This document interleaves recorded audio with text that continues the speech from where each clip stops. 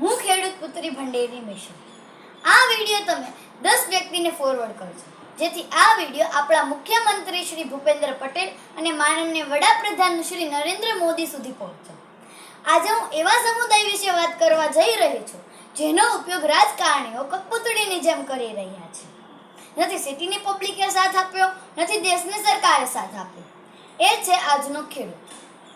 જો હું તમને કપાસના ભાવની વાત કરું તો આજનો કપાસનો ભાવ 1600 રૂપિયા છે, જે 2015માં કપાસનો ભાવ 1400 રૂપિયા હતો. 10 વર્ષની અંદર ફક્ત 15% જ વધારો થયો છે, જેની સામે સરકારી કર્મચારીઓનો પગાર 2015માં 5000 હતો, જે આજે 30 થી 40000 થયો છે. સ્કૂલની ફી 2015માં 5000 હતી, જે આજે 25000 થઈ છે. ખેતીમાં નાખવાનો ડીએપી નો ભાવ 2015માં 350 હતો, જે આજે 750 થયો છે. ડીઝલનો ભાવ 2015માં 50 રૂપિયા હતો, જે આજે 97 રૂપિયા થયો છે. હવે તમે જ કહો, આમાં ખેડૂતો આત્મહત્યા ન કરે તો કરે શું?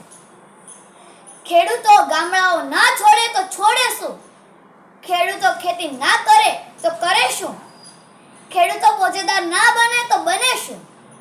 તમે સરદાર વલ્લભભાઈ પટેલની આ એક વાત યાદ રાખજો: જો ખેડૂતોની ઝૂંપડી નહીં રહે તો તમારા બંગલા પણ નથી રહેવાના, અને બંગલાની અંદર તમારા બાળકની થાળીમાં અનાજનો દાણો પણ નહીં રહે.